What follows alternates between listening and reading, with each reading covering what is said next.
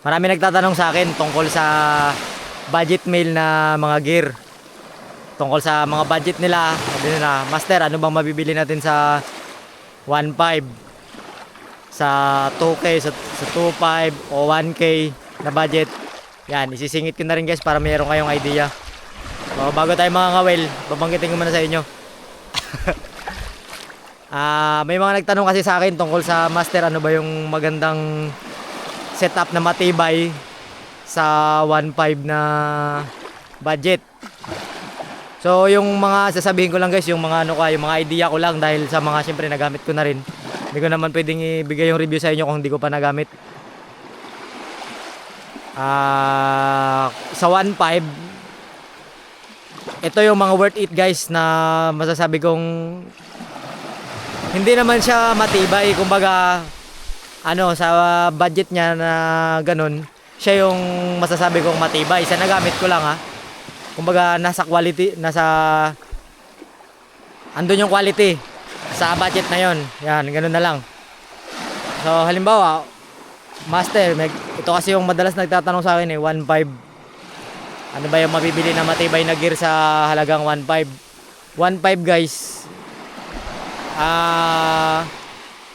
tingin ko pwede na kayo kasi talagang maliit yan Actually yan, mga ganyang gear guys, hindi yan nagagamit ng matagal.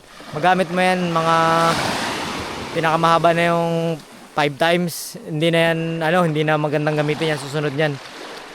Una, pangalawa, okay pa yan, pero kasunod yan medyo, lalo na nabasa mo ng dagat, hindi na yan magiging singganda gamitin.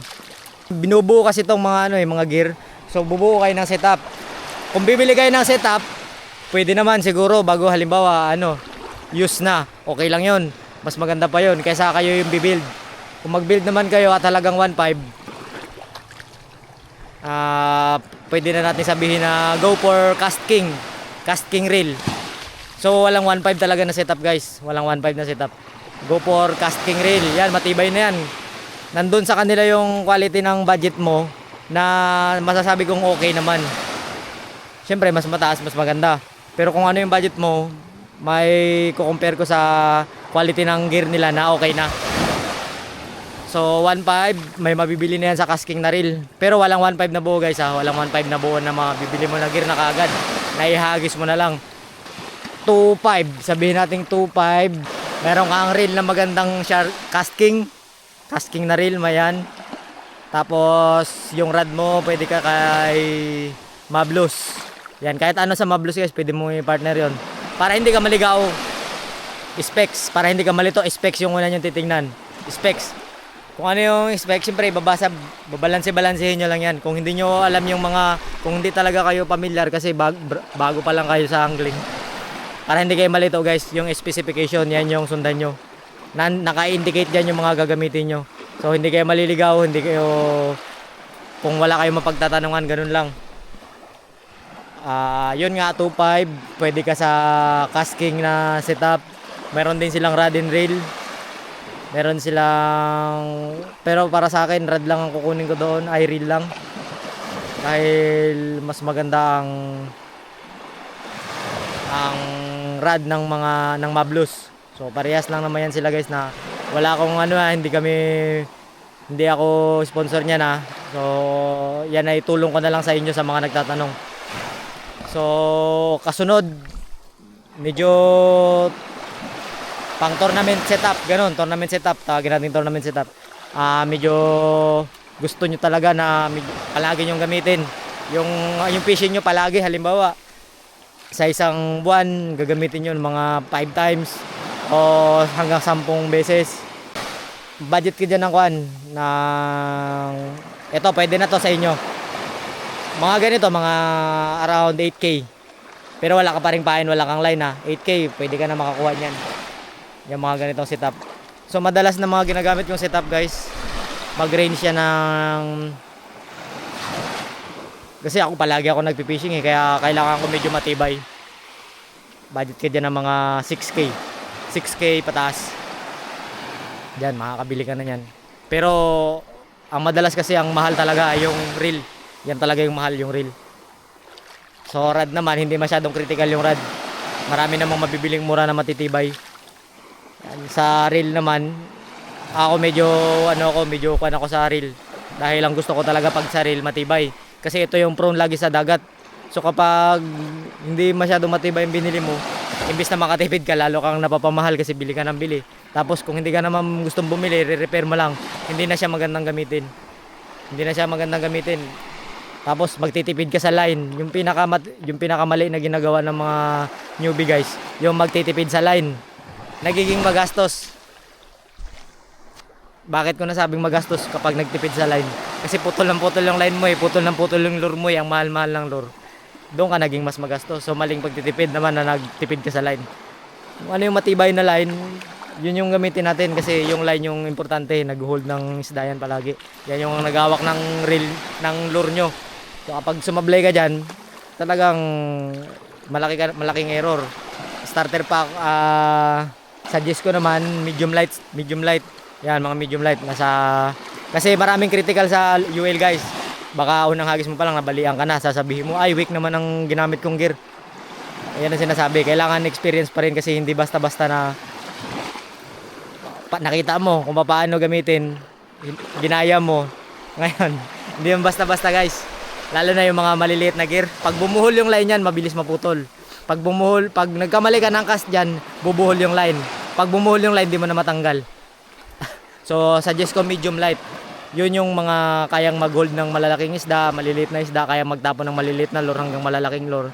Kapag magkamali ka man ng cast, magkamali ka ng hila, hindi masyadong critical. So, yung specification ng medium light ay nasa 4 grams to 20 grams. Ganyan, 4 grams to 20 grams. Nasa light range yan. O sabihin natin 4 to 25 grams para hindi masyadong critical sa inyo gamitin. So yun lang guys, sana nakatulong ako sa inyo. Hagis na tayo. Ang magiging spot natin ito. Yan. Ito ang gagamitin ko ngayon ay ang aking customized na travel rod, Master Ellie na Karayom 3-piece rod. So ang specs naman nito ay yan, ang specs ng Karayom natin ay 1 pounds to 8 pounds. Yan, 3-piece rod. Nasa 6.6 ito 6.6 feet. Yan, sobra 6 feet ito. Pero nalagay natin sa specs niya ay 6 feet. So 6.6 yan guys. Kasi tinabi ko to sa mga ibang 6.6 feet. So same haba talaga sila. Kapag naidugtong-dugtong na. Yan. Siyempre hindi naman natin pwedeng sukatin yung mga pinagpapasok natin yan. Ito ay nasa price range nito kasama ang Shimano kasi ito mahal-mahal guys. Ito yung mga talagang gusto ko matibay talaga para maganda rin gamitin, hindi yung ang daming isda. Gusto ko mag-bait and weight tayo guys. Ayan, ang daming mga isda. Marami namang mas murang mga setup ng Shimano. Although lahat ng Shimano magaganda. Magmula sa Shimano FX, Shimano Sena pataas, okay naman yan sila. Yung pinaka-budget meal kasi ni Shimano yung FX tsaka Sena. Okay yun sila guys. Matitiba yun. Yun yung mga isa rin sa mga sinasuggest ko na bilhin nyo. Hindi masyadong ma-maintenance yun. Basta marunong ka lang magamit, matibay yun. Lalo na kung mga paminsa-minsa ka lang gagamit. Yan. Ito kasi ang mga gusto ko naman dito, screw-in siya. Pag mga screw-in kasi guys, hindi masyadong pinapasok ng dagat yan. Screw-in yan siya, puro screw-in. Unlike dun sa Sena and FX, hindi sila screw-in. So, masasabi kong medyo risky pa sila sa dagat. Yung mga ganitong mga naka-screw-in hindi na masyado kasi ano na to shielded na to ng mga gasket, O-ring, tsaka yung bearing nila matitibay na. So, siyempre, pag mga gano'n naman, medyo may price na rin kasi pinatibay na. Kagaya nito guys, ito, medyo matagal-tagal na rin to sa akin. Hindi ko pa to nabubuksan. Pero smooth. Parang pa siya. May kunting, siyempre hindi na kagaya ng brand new talaga. Hindi na kagaya ng brand new. Pero itong ating mismong reel, okay na okay. Wala akong masabi. Itong handle, yan yung medyo, may masasabi kong medyo nabawasan ng mga 9.5 out of 10. Pero konting-konti lang, di ba? So, smooth like new pa rin siya. Hindi yan nabubuksan guys. So hindi ko yung Shimano wala kaming connection yan. So yun, sana makatulong.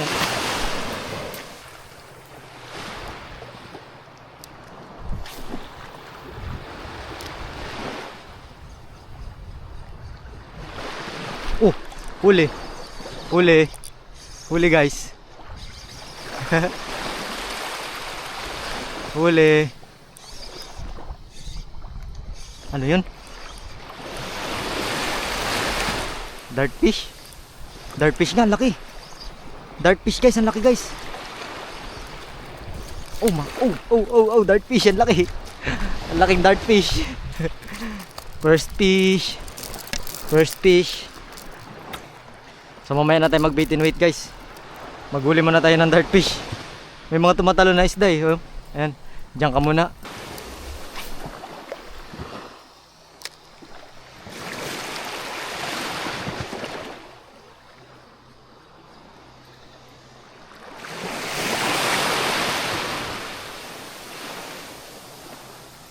Huli. Huli guys. Huli. Ano to? Tribali. Tribali. Sigang tayo, Jay. Sigang tayo, Jay. Jay. Ikaw mo nang bahala dyan, Jay. Ay, mamaya na. Magdagdagan ko muna.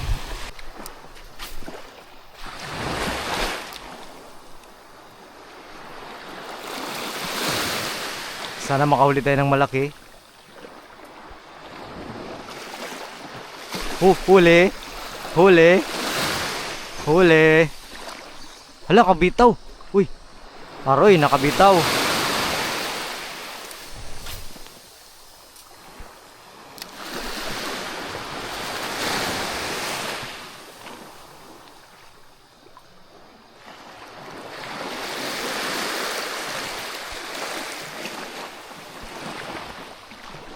Huli. Huli. Aroy, maliit pa. Pero hindi natin to pwedeng i-release guys. Dahil pag ni-release natin to, tatakbo na yan sila. So kung mabubuhay ka pa mamaya kaunti, susumbong kasi to guys eh. Bitawan na natin guys. Ito dyan.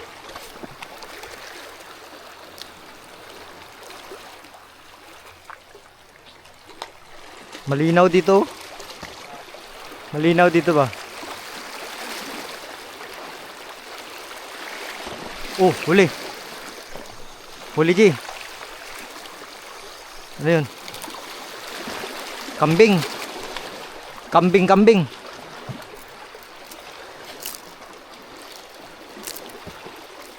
Ito yung hagis. Kambing. Sarap ihawin yan.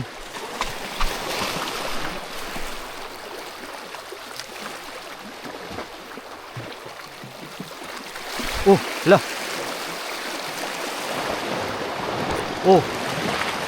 Huli gi. Balo.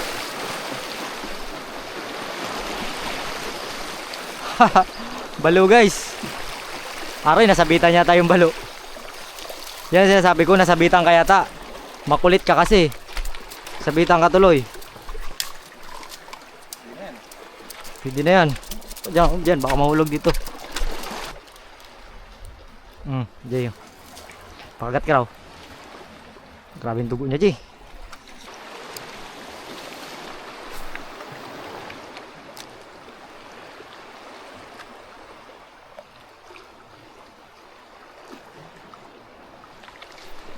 Yun na. Balo na naman, Jay. Balo na naman. Tumbling pa siya. Kuha. Kuha ang balo. Ulam na kami. Ulam na kami guys. Wala man lang nakatouch sa leader line natin. Leader line natin 15 pounds na Captain Martin. Good for UL. Hop. Line naman natin 6 pounds na wala pa raw to sa market eh. Yan naman Ricky Maro times 8. Super smooth na ngayon. Yun na yung bago nilang labas pero hindi pa raw sa market. Sinusubukan pa lang. Kung maganda ba, smooth. Grabe guys. Ang layo ng hagis. Kakaiba sa mga naging line ko dati. Hindi makakatapon ng ganito kalayo. Para abot ako ng 80. 5 grams lang gamit ha.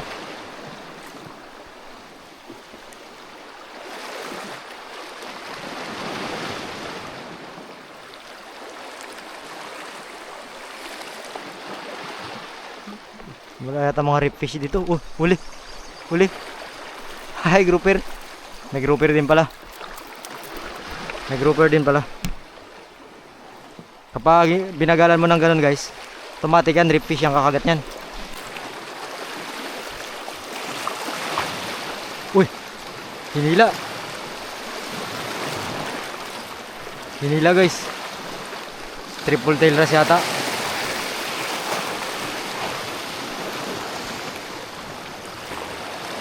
Ay, grouper. Grouper. Malalim guys, gamitan natin ang soft bait. Tingkara. Yan. May mga kumakagat pero mga balo. Pahinga muna tayo guys. Magluto muna tayo kasi wala pa kami nagkain. Tapos balik tayo. Yan, tapos balik tayo dyan. Hulihin natin yung mga asos. Magkain muna tayo. Oo. Sigawan ko sana kailan. Kain muna kami guys. Gunting-gunting. Ayun, pasa mo sir. Ano tong luto? Ha? Ayun, Mr. Ro, may inyaw. Kain muna tayo guys. Grabe. Masama ko kasi sige katalon-talon doon sa kinaliguan ko para makahuli. Mabango. Walang sinigang mix. Mabango yung kaldero namin, ang puti. Yan talaga yan. Bagong bili yan. Mataba yung isda pa. May isda pa. Mataba pa sa akin. Taba ng isda. Taba pa kayo masal ko kayo. In love talaga yung mayari ng cellphone na to ha. Tugtog niya kasi parang yung nabigo.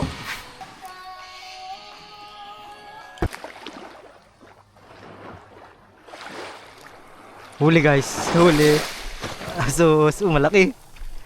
Malaki ng asos. Ito yung mga hinuhuli ko dito sa beach eh. Okay. Yun yung mga tinatarget ko dito guys. So katapos lang natin magkain. Mga wheel naman tayo. Sama ang kanya.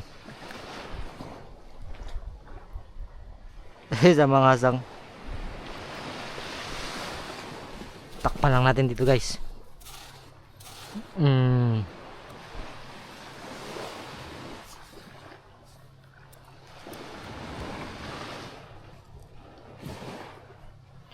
Tatakpan natin kasi kakainin niya ng umang ay ng mga alimasag. Buhatin niya ng alimasag guys. Pasok nila sa butas nila. Yung mga tagoy-koy, pasok nila yan. Yan, please din lang makita. Huli. Iba man to guys. Iba man kumain. Ay, marami sila. Iba man yung dumakma.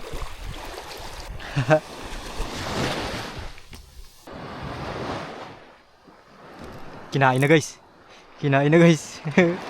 Ang tagal kong hinintay na kainin mo yan. Kanuping pala yun. Kanuping guys, ang laki. Sabi ko na dahan-dahan lang dahil maliit ang hook niyan. Lunok na lunok. Lunok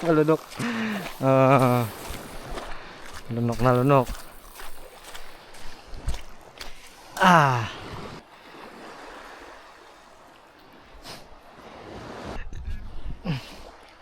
Hukay tayo ulit. Diyan lang.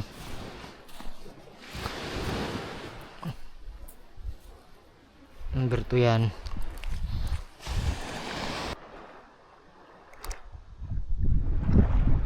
Yun. Yun. Ano yun? Huli. Ano yun? Ay! Pampano pa rin. Pampano naman to guys. Malaki Pampano.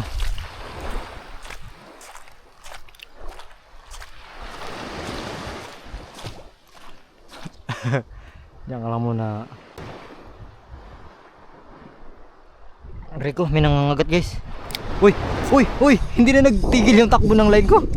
Yun. Uy, malalaki guys. Malalaki ito. Baka maunat yung hook natin. Huli na naman. Huli na naman. Huli na naman guys.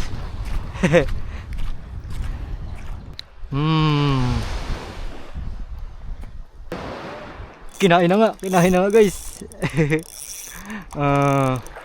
Huli na naman. Huli na naman. Mga pampano. Malalaki na rin guys oh.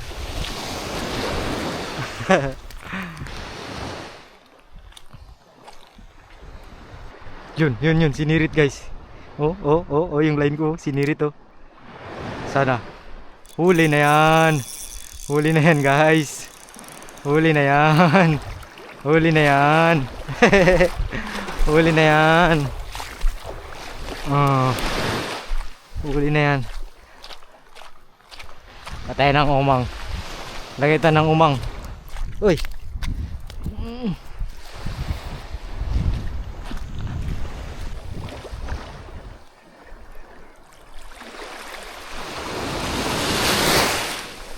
Huli. Huli. Asuhos.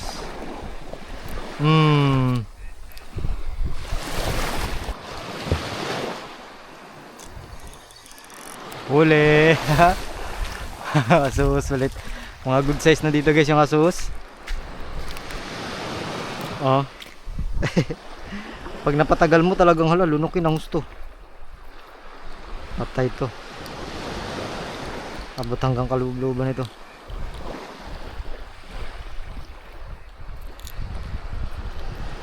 Madalas tumatama sa hasang eh.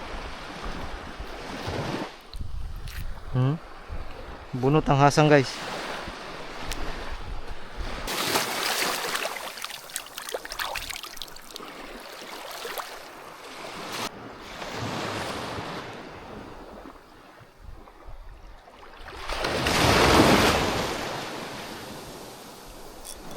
Huli.